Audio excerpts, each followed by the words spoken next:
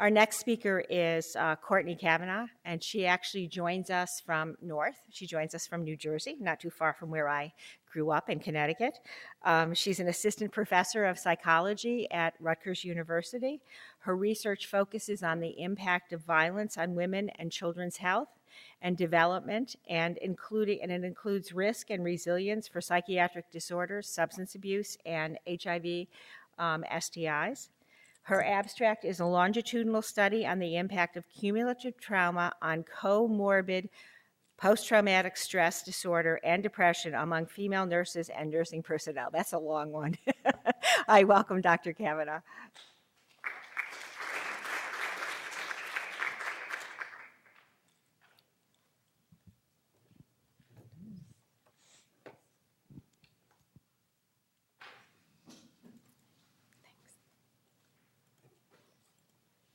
Good morning. It's really nice to be here. I was a postdoc here, so not too long ago. It's really nice to be back. I just want to acknowledge my co-authors on this study also, Jacqueline Campbell, Sue No, and Pavritha Prabhakaran. Let me just say a little bit about the background research supporting the need for this study. As many of you know, violence tends to co-occur, and many women who experience one form of violence will also experience another in their lifetime. It's estimated that approximately a third of women affected by violence will experience another type. We also know that various types of, for example, childhood abuse co-occur.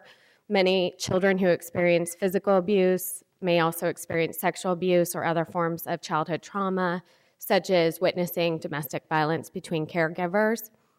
Many of you also know that intimate partner violence tends to co-occur. So, for example, many women who experience physical intimate partner violence also have experienced psychological intimate partner violence and or sexual. And there's a substantial literature showing that re-victimization is common. For example, many women who experience childhood trauma are at risk for elevated risk for experiencing assault again as adults. There's been a number of different approaches to try to better understand the cumulative co-occurrence of trauma in the lives of women. One has been to simply sum the number of the different types of traumatic events and look at them with different adversities. In general, there's been a dose response shown with the different or number of different types of trauma that women experience.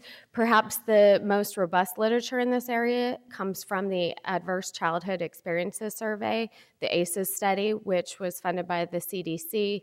And people are simply asked about 10 different childhood adversities. For example, whether they had been physically abused or possibly had a parent or caregiver who was sent to prison, etc. And there is a really nice website, I think it's under construction right now, that shows that the number of different adversities, the greater the number, the more at risk that people have for experiencing a number of different outcomes, one of which includes mental health problems. We also, and I'll just say, most of the cumulative literature has focused on the ACEs study, though there is growing literature looking at cumulative trauma with other adversities that extend beyond childhood. We also know that post-traumatic stress co-occurs with other mental health problems, and it is common among survivors of assault, and particularly women. It's 2 times greater among women. And one of the mental health problems that it's highly comorbid with is depression. But there's been little study of the cumulative impact of trauma with comorbidity, specifically comorbid PTSD and depression. There's also a need for research looking at cumulative trauma and comorbid disorders among nurses and nursing personnel. In particular, that population experiences high rates of not only other types of violence against women, but also workplace violence, which is significantly high in that population. And there's literature suggesting that mental health problems among healthcare workers are particularly problematic in impacting occupational functioning. For example, these mental health problems have been linked to missed days at work, medication errors, and disability. So it's essential that we look at these problems in that population in order to improve healthcare delivery and quality. The aim of this study was to examine the influence of cumulative trauma, including psychological and physical workplace violence, on subsequent PTSD and depression comorbidity among female nurses and nursing personnel. The participants included 1,076 female nurses and nursing personnel. These women participated in the Safe at Work study that Jacqueline Campbell and colleagues conducted. It was a prospective study of workplace violence, and questions at baseline included assessed a number of different types of violence that women had experienced, and then a 6-month follow-up interview also included the primary care PTSD screen and the Center for Epidemiologic Depression scale to assess for post-traumatic stress and depression, respectively. Whoops. Here just gives you a sense of some of the questions pertaining to workplace violence. So, for example, physical workplace violence was assessed by asking, have you ever experienced threats or physical violence? And you can see some of the examples of what women were asked in their hospital workplace. And there was also a question about psychological workplace violence. Have you ever experienced psychological violence, including verbal abuse, bullying, stalking, and sexual harassment in your workplace? This sample was predominantly Caucasian. The age range was 19 to 68 with a mean of 39. Approximately half were married. A quarter of the nurses and nursing personnel reported that their functional unit was the intensive care unit.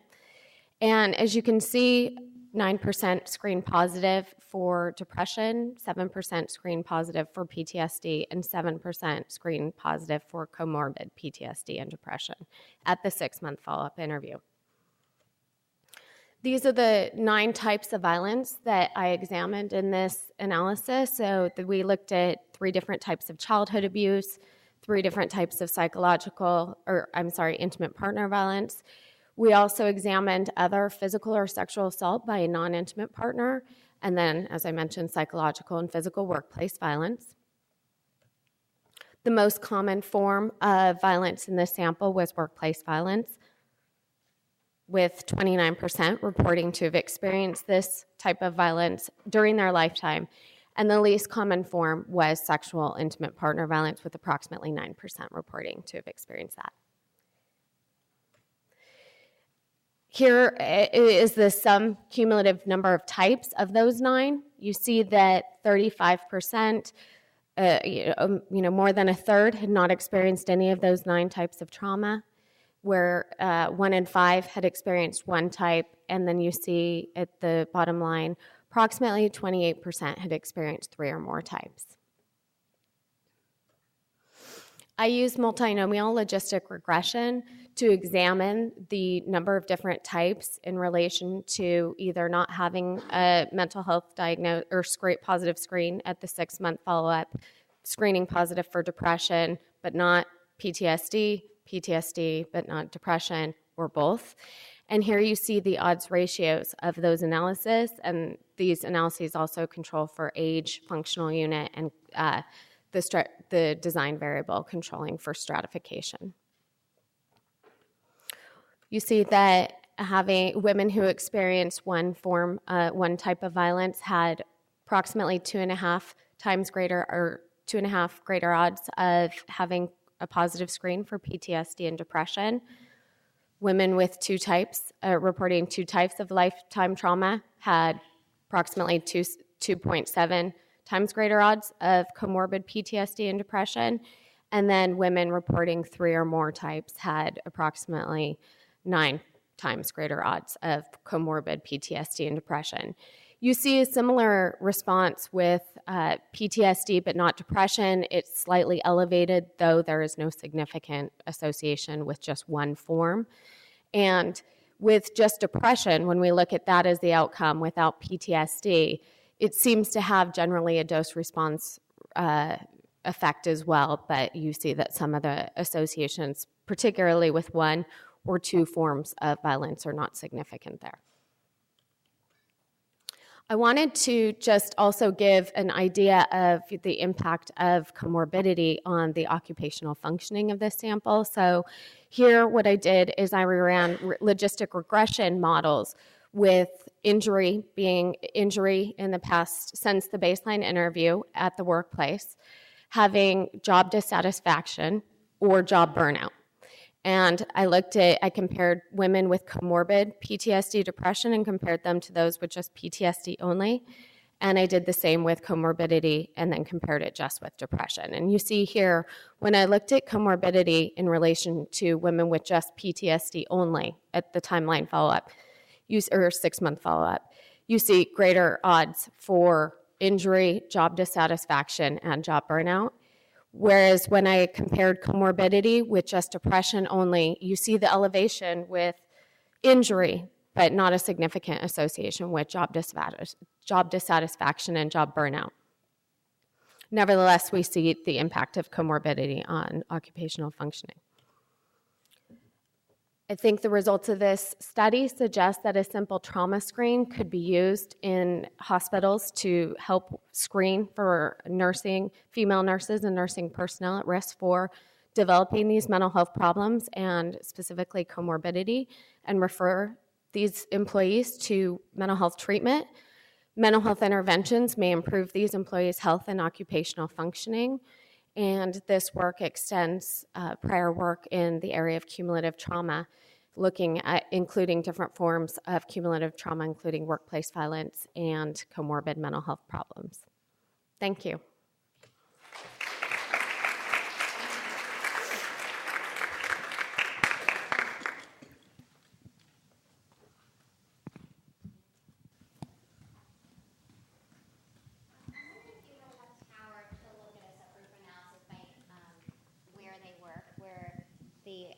Nurses who worked in, wondering if you had enough power to look at the subgroup of women or nurses who worked in ICU settings. I wish. I think because I saw you adjusted for it, so I was wondering the hypothesis behind the adjustment even. I suspected that just even based on functional unit that women would be exposed to different rates of workplace violence, so I wanted to control for that. And then its relation, obviously, on the mental health problems. There was, I think, a sub-analysis could be done on the women in the intensive care unit, but this, as you saw, the frequencies of mental disorders become fairly sparse, so that became difficult.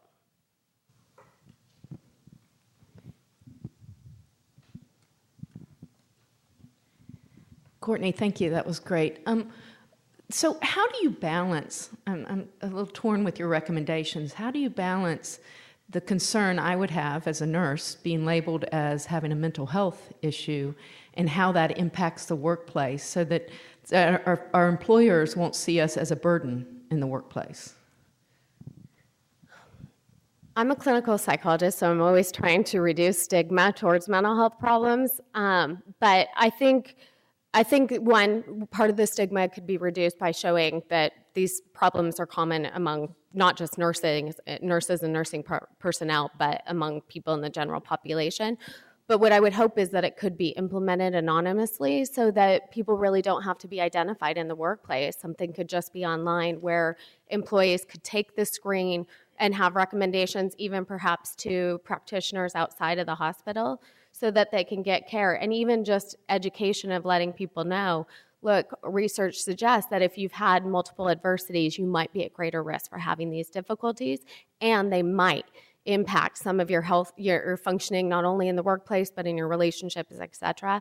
And then hopefully, people could get care. I think the payoff is in reducing long-term comorbidity and health problems and secondary outcomes. So I would love to see it happen.